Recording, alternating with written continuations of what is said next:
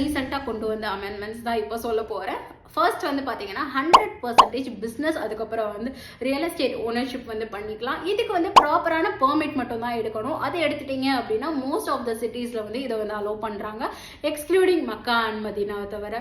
அடுத்த பாயிண்ட் என்னன்னு பார்த்தீங்கன்னா, முன்னாடி இருந்த ப்ரொபேஷன் பீரியட் வந்து 90 டேஸாக இருந்தது, அதை வந்து 180 டேஸாக வந்து சேஞ்ச் பண்ணிட்டாங்க. ரெசிக்னேஷன் நோட்டஸ்க்கு வந்து 30 டேஸ், அதுக்கப்புறம் டெர்மினேஷன் நோட்டஸ் வந்து 60 டேஸாக கொடுத்துருக்காங்க.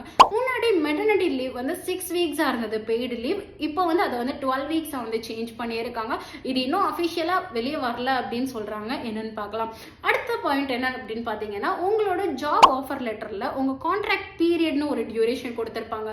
இன்கேஸ் அந்த கான்ட்ராக்ட் லெட்டர்ல வந்து உங்க டியூரேஷன் வந்து மென்ஷன் ஆகலை அப்படின்னா டிஃபால்ட்டாவே வந்து உங்களுக்கு வந்து 1 இயர் அப்படின்னு சொல்லிட்டு கான்ட்ராக்ட் பீரியட் செட் ஆயிரும். அடுத்த பாயிண்ட் என்னன்னு பார்த்தீங்கன்னா, உங்க ஜாபோட கான்ட்ராக்ட் முடிஞ்சதுக்கு அப்புறம் ஜாப் ஸ்விட்ச் பண்ணணும் அப்படின்னா அதுக்கு வந்து கிவா பிளாட்ஃபார்ம் மூலியமா வந்து ஜாப் ஸ்விட்ச் பண்ணிக்கலாம் அப்படின்னு சொல்லிட்டு சொல்றாங்க. இதை வந்து நீங்க வந்து டீடைலா தெரிஞ்சுக்கணும் அப்படின்னு நினைச்சீங்கன்னா மறக்காம கமெண்ட் செக்ஷன்ல வந்து மென்ஷன் பண்ணுங்க.